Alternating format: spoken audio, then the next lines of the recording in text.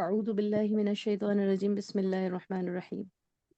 देखिए हमने ये क्लास जो है वो स्पीकिंग क्लास के लिए हमने शुरू की है, जिसमें आप बहुत सारे यूट्यूब पर भी वीडियोस और अलग-अलग ऐप्स को भी देखेंगी और लोगों के मशवरे भी आप सुनेंगी कि इंग्लिश स्पीकिंग सीखने के लिए किन-किन चीज़ों का जानना ज़रूरी है। तो हम आपको बता दें, हमारा भी तजर्बा है और हमारी टीम के एक्सपर्ट्स का भी तजर्बा है कि जिस माहौल में हम और आप हैं, उस माहौल में इंग्लिश स्पीकिंग सीखने के लिए ज़रूरी है कि हम कुछ बेसिक्स से वाक़फ़ियत रखते हों। दूसरा तरीक़ा ये है कि हमारे चारों तरफ वो माहौल हो जो हमें मुयस्सर नहीं है, हम उसको एक्सेस नहीं कर सकते हैं। तो हमारे लिए बेहतरीन तरीक़ा यही है कि हम बेसिक को, और ये जो बेसिक आपके कोर्स में पढ़ाए जा रहे हैं, यकीन मानिए आप इनको सोने के सुनहरी ग्रामर के कवायद कह लीजिए या फिर आप इसको हीरा कह लीजिए, ये बिल्कुल मुनासिब है ये अल्फाज इनके लिए, क्योंकि ये बहुत ही मॉडिफाइड, बहुत ही एक्सपर्ट की नज़र के अंदर उनके तजर्बे, बहुत सारे काबिल स्पीकर्स के तजर्बों की नज़र करते हुए इस कोर्स को बनाया गया है कि ये जो बेसिक ग्रामर आपको पढ़ाई जा रही है, बस थोड़ी बहुत, बहुत टफ भी नहीं। आप लोग सब लोग ये सारी ग्रामर पहले कभी ना कभी आप पढ़ चुके हैं, लेकिन क्योंकि उसमें कुछ छोटी छोटी चीज़ें रह गई हैं, याद नहीं हो पाई हैं, इसलिए शायद हम लोग वो कंस्ट्रक्शन हमारा या जो फॉर्मेशन है सेंटेंसेस की नहीं हो पाती है। खैर, जो जितना हमने पढ़ा है उतने का हम रिवीजन एक बार करा रहे हैं। सबसे पहले हमने क्लास को डेमोन्स्ट्रेटिव वर्ड्स या डेमोन्स्ट्रेटिव नाउन से शुरू किया था, और वो 4 थे: दिस, दीज, दैट, दोज। फिर हमने इससे आपको इसके मायने के साथ में इससे कुछ जुमले बनाए थे, जो बहुत आसान है, आप सबने बनाए माशाल्लाह, और सबने सही बनाए।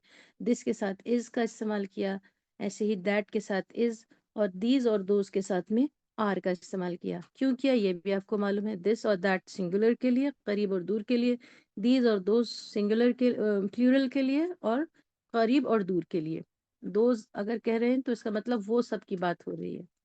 ये कुछ जुमले थे, कुछ आप लोगों ने होमवर्क में और क्लास वर्क में भी किए।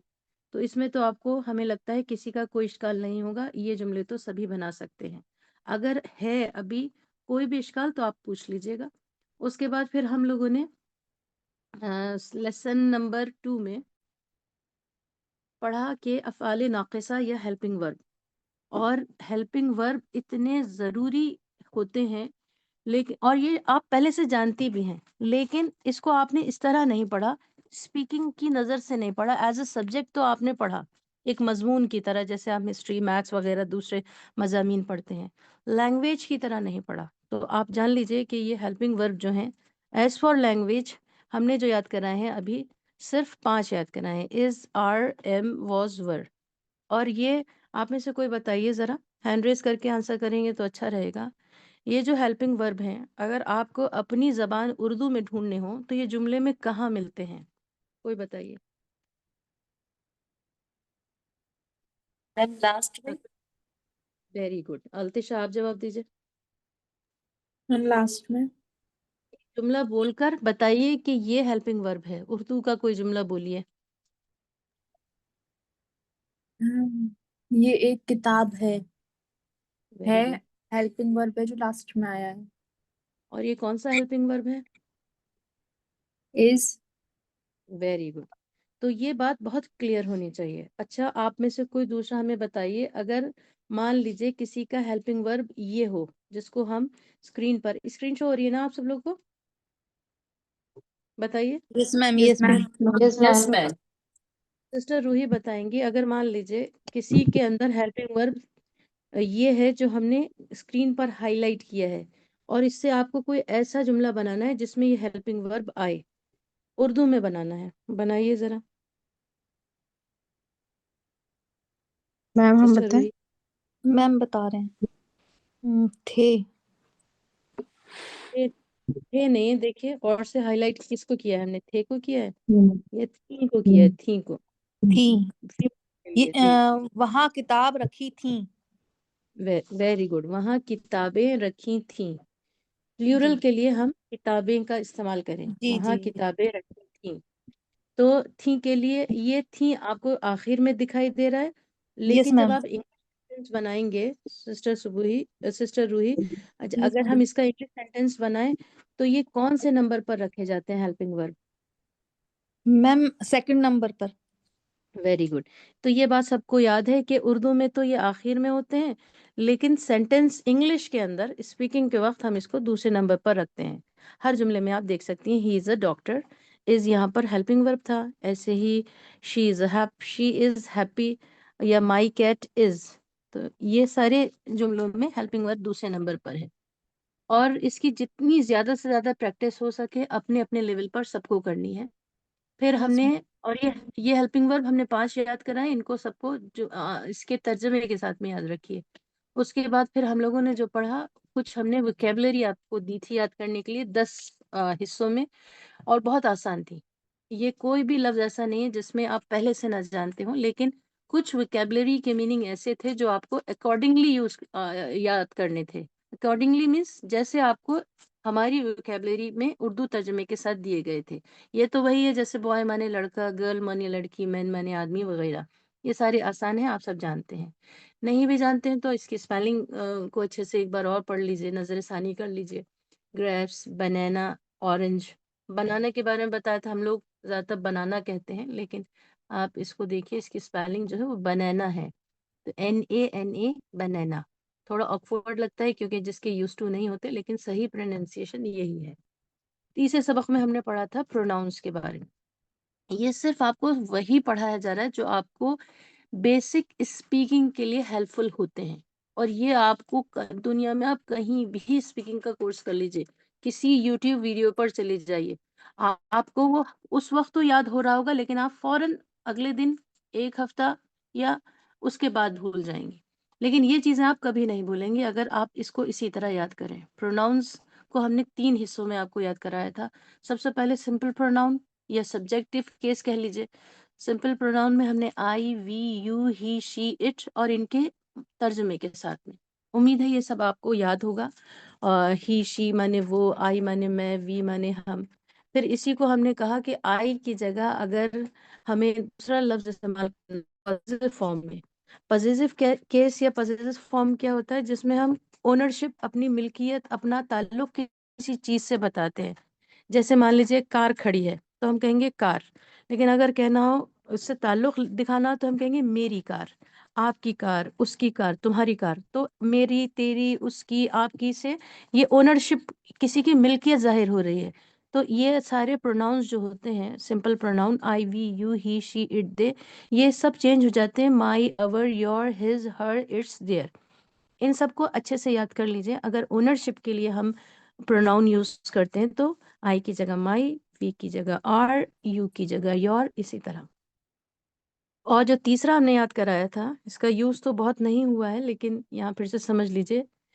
आई माने मैं, और आई माने, यहाँ तो बेसिक पर तो हम आपको इसका मतलब मैं याद करा रहे हैं, लेकिन आई का मतलब और भी होता है। आप कंफ्यूज ना हो इसलिए हमने उसको छोड़ दिया था। आई माने मुझे भी होता है। जैसे अगर कहना हो कि मुझे जूस पसंद है तो आई लाइक जूस। मुझे कोल्ड ड्रिंक पसंद है, आई लाइक कोल्ड ड्रिंक। तो यहाँ पर मैं कोल्ड ड्रिंक पसंद करता हूँ तर्जमा नहीं होगा आई लाइक कोल्ड ड्रिंक। मुझे, आई का तर्जमा मुझे होगा। लेकिन ये आगे एडवांस में जाके इंशाल्लाह या इंटरमीडिएट में जाकर आपको बताएंगे। फिलहाल आई का मतलब मेरा, माई, सॉरी, आई माने मैं, और माई माने मेरा, और मी माने मुझे। अब मी माने मुझे जो है, ये सब प्रोनाउंस हैं, लेकिन आई को हम कहाँ इस्तेमाल करते हैं? सब्जेक्ट के तौर पर, यानी जुमले के पहले हिस्से में। ये सारे सिंपल प्रोनाउंस जुमले के पहले हिस्से में आपको दिखाई देंगे। माई जो है ये किसी एक नाम के साथ आएंगे, कभी भी अकेले नहीं आएंगे। जैसे टेबल है तो my table, your table, our table, his table, her table, जरूर किसी एक नाम के साथ ही इस्तेमाल होंगे। इसीलिए इसको पॉजिटिव कहा जा रहा है।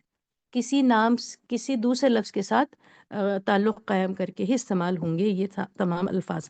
और जब आप ट्रांसलेशन करेंगे तो दोनों का साथ ही में करेंगे। और ये जो है ऑब्जेक्टिव केस क्या है? ये जुमले के आखिर में दिखाई देगा। आप आई को और मी को ऐसे समझिए, आई हमेशा जुमले के शुरू में होगा और मी हमेशा जुमले के आखिर में होगा, क्योंकि मी जो है ऑब्जेक्ट केस है। ऑब्जेक्ट मतलब आसान लफ्जों में समझें तो जुमले के आखिरी हिस्से को ऑब्जेक्ट कहते हैं। Subject plus verb plus object, जो आपको टेंसेस में आप पढ़ेंगी। अभी तो हम लोगों ने बेसिक फॉर्मेशन आपको दूसरे तरीके से पढ़ाई है, जो अभी हम इंशाल्लाह अभी नेक्स्ट स्लाइड्स में देखेंगे। बीच में अगर किसी को कोई बात मुश्किल लग रही है, कोई समझ में नहीं आ रही हो, तो प्लीज आप यहीं टोक दीजिएगा। क्लास ऑफ होने के बाद आप ये कहें कि मेरे समझ में नहीं आया, क्या रिवीजन हुआ था, तो फिर कोई फायदा नहीं है हमारे इतनी देर बोलने का। अगर कोई एक भी ऐसा है क्लास में कि ये बात समझ में नहीं आई, आप फौरन हमें रोकिए, सवाल करिए। और हो सकता है जो आपका सवाल हो किसी और सिस्टर का भी हो, उससे दो फायदे होंगे कि उनके भी समझ में आ जाएंगे और आ जाएगा, और आपके भी समझ में आ जाएगा। अब यहाँ पे कुछ मिसालें। मैं एक मुसलमान हूँ, उर्दू में लिखा है मैं एक मुसलमान हूँ। तो ये कैसे बनाना है? सबसे पहले आपको देखना है इसमें सब्जेक्ट क्या है। सब्जेक्ट के लिए मैं, आप जानती हैं, आई यू वी दे, ये सब आपने याद कर लिए। प्रोनाउन, प्रोनाउन हमेशा जुमले के शुरू हिस्से में आते हैं। और दूसरे हिस्से में, रुकैया जरा माइक ऑन कीजिए। मैं मैं एक मुसलमान हूँ। Yes ma'am. अच्छा, आप बताइए इसमें हम दूसरे हिस्से में किसको रखें? मैं एक मुसलमान हूँ। मैम हूँ। हूँ। अब इसकी इंग्लिश क्या होगी हूँ की? एम। एम। Very good. तो ये समझ में आ रहा है कि इतना तो सबके समझ में आ रहा है। आई एम, फिर एक मुसलमान की इंग्लिश बना दीजिए। I am I M A Muslim. A Muslim या a Muslim. Very good, I am a Muslim. तो इतना तो ट्रांसलेशन समझ में आ रहा है। अब आप लोग क्या करेंगे? बाज लोग की शिकायत है कि हमें स्पीकिंग नहीं आ रही है, हम स्पीकिंग नहीं कर पा रहे हैं। तो उसका सिर्फ एक ही रीजन है कि आपने बोलना शुरू नहीं किया है। स्पीकिंग के लिए कोई मंत्र नहीं है, कोई जाप नहीं है, कोई जादुई ऐसा कोई छड़ी नहीं है कि किसी ने घुमाई, या कोई ऐसा ऐसा जादुई रूल नहीं है कि किसी ने बताया और आप एक हफ्ते में या 10 दिन में 15 दिन में आप सीख गए। अब आपको क्या करना है? जैसे आपको ये समझ में आ गया आई एम अ मुस्लिम, मैं एक मुसलमान हूँ। अब आप अपने ऊपर 100 जुमले बना लीजिए, क्योंकि आई एम मेरे ऊपर ही जुमले बनेंगे। आई am a teacher, I am a girl, I am hard working, मैं मेहनती हूँ। नए नए जुमले आप वहां, एक ही जुमला बनाना है आपको आई से, लेकिन अपने लिए बनाना है। I am beautiful, I am. जी मुबशरा। मैम मतलब हम ये जुमले तो बना लेते हैं बट पूरी मतलब लंबी कॉन्वर्जेशन नहीं कर पाते हैं। देखिए, लंबी कॉन्वर्जेशन आप इसलिए नहीं कर पाती हैं क्योंकि आप स्पीकिंग सीख रही हैं, आपको स्पीकिंग अभी आई नहीं है। और लंबी कॉन्वर्जेशन सीखने के लिए ज़रूरी है कि आप छोटी कॉन्वर्जेशन शुरू करें। ये सोच कर कि मैं लंबी नहीं कर पा रही हूँ इसलिए छोटी भी नहीं बोलूँगी, या मैं डिसअपॉइंट हो जाऊँगी, या मैं घबरा जाऊँगी, तो ये किसी भी ज़बान को सीखने का तरीका नहीं है। आप जितने बोल पा रही हैं, और सामने वाला अगर आपको मज़ाक बना रहा है और ये सोच रहा है, अरे हम तो सोचते थे इसको इंग्लिश आती है, इसको तो इंग्लिश नहीं आती, सोचने दीजिए, कहने दीजिए। क्योंकि आपको आज नहीं आती है, अगले महीने हो सकता है ना आए, अगले 6 महीने ना आए, लेकिन उसके बाद आपको इंग्लिश आएगी ही आएगी। और ये भी हो सकता है आप रूल के अकॉर्डिंग उनसे ज्यादा अच्छी बोलें। सिर्फ एक ही तरीका है कि आप बोलना शुरू करें। और बोलना कैसे शुरू करना है? एक तो यह है कि आप यूट्यूब पर चले जाइए, या आप कोई ऐप डाउनलोड कर लीजिए, बहुत सारे ऐप हैं। तो हम आपको बता दें, हमने भी ये सब कर रखा है, उससे फायदा नहीं होता। वक्ती तौर पर 2 4 6 जुमले जो हमने बहुत रट लिए होते हैं वो याद आ जाते हैं, वो भी उस वक्त याद नहीं आते हैं जिस वक्त हमें एक्चुअल नीड होती है, जरूरत होती है। इसका तरीका यही है कि जो आपको ये जो बेसिक दिए जा रहे हैं, मिसाल के तौर पर हमने आई से, वी से, यू से, हिस से, हर से, जितने प्रोनाउंस दिए, बहुत ही कम पढ़ाते हैं हम। उससे हर एक से आपको जुमले बनाने हैं। जैसे मिसाल के तौर पर आई से बनाना है तो आई से 100 जुमले बना लीजिए। आई am a cook, I am a chef, I am a writer, सारी जुमले बना लीजिए और नए नए अल्फाज से बनाइए। आप गूगल को दे दीजिए, चैट जीपीटी को दे दीजिए, कुछ ऐसे नाम लिख कर दो, पूरी लिस्ट बना कर दो। फिर आप उसी जुमलों को ही से बनाइए। ही के साथ, आपको आई के साथ आपने एम यूज किया था, ही के साथ बताइए क्या इस्तेमाल करेंगे हेल्पिंग वर्ब ही के साथ? कोई भी बताइए। He is. is he's a doctor, he's an engineer, he is a driver, he's a hard worker, he's a good boy, he's a follower। ऐसे बहुत सारे जुमले बनाइए। ये जुमले आपको ऐसा लग रहा होगा कि बहुत अजीब, नहीं, क्यों हम हिस्से बनाए, तो हमें आता है। जो आपको आता है वो आप नहीं बोल पाते, जो आपने पहले बोल लिया होता है वही आप बोल पाते हैं। आप किसी से भी पूछ लीजिएगा, जो आप बोल चुके हैं 1 बार 2 बार 3 बार, सिर्फ वही आप स्पीकिंग में बोल पाएंगे। भले आपको 100 अल्फाज के मायने याद हों, आप कभी नहीं बोल पाएंगे। इसीलिए कहते हैं बोलने की प्रैक्टिस कीजिए। अगर आप किचन में खड़े हैं तो किचन की चीजों को देखकर बोलिए। अभी वो किचन तक पहुंचेंगे, फिलहाल तो क्योंकि हम अभी प्रोनाउन वाला सेक्शन पढ़ रहे हैं, इसलिए हम आपको ये प्रैक्टिस का तरीका बता रहे हैं। फिर आप यू से बनाइए जुमले। जो इस तरह प्रैक्टिस कर लेगा, असल में ये डिपेंड करता है कि आपको स्पीकिंग की नीड कितनी है, वाकई आप कितना सीखना चाहती हैं। इसके लिए आपको ये कहना कि मेरे पास टाइम नहीं है, मैं पढ़ने जाती हूँ, मैं घर का काम करती हूँ, ये बिल्कुल दो मायने बातें हैं। आप कहीं भी खड़ी हैं, आप अपने किचन में, अपने बेडरूम में, कहीं पर भी हैं, आप खुद से भी बातें कर सकती हैं, क्योंकि हमारे पास ऐसे लोग भी नहीं है जिनसे हम इंग्लिश में बात करें। इससे भी आपकी 50 to 60% इंग्लिश अच्छी हो जाएगी। अदरवाइज हम सेशंस देंगे उसके बाद भी, जिसमें आप लोग आपस में भी बात करेंगे। खैर, मैम बहरहाल अब जी जी सिस्टर मुबशरा। मैम हम मतलब खुद से ही बातें करते हैं किचन में खड़े होकर, और हमारे अब्बा हैं उनसे भी बात करते हैं, लेकिन वो मतलब बहुत लंबी कॉन्वर्सेशन करते हैं तो हमें समझ में भी नहीं आती है वो। तो जाहिर है आप बिगनर है ना। अभी हमारा सिर्फ एक ही पीडीएफ कंप्लीट हुआ है, हमें 3 पीडीएफ कंप्लीट करने हैं। इंशाल्लाह उसके बाद ये शिकायत नहीं रहेगी। लेकिन इंशाल्लाह। हाँ, अगर आप थोड़ा भी कन्वर्सेशन कर पा रही हैं, थोड़ा भी समझ पा रही हैं, तो आप उन लोगों से अच्छी हैं जिन्होंने बोलना सीखना शुरू नहीं किया है। लेकिन ओवरनाइट कोई कुछ नहीं होता, एक रात में कुछ कुछ नहीं बदलता, ये याद रखिए। अब चलिए, ये तो हमारा वो सेक्शन था जो हमने शुरू में पढ़ा। अब हम दूसरे सेक्शन की तरफ चलते हैं, लेकिन हमें अभी 2 मिनट का रेस्ट लेना होगा। क्या आप लोग तैयार हैं? 2 मिनट के रेस्ट के बाद फिर से क्लास ज्वाइन करेंगे? Yes yes ma'am. Ma'am. Yes ma'am.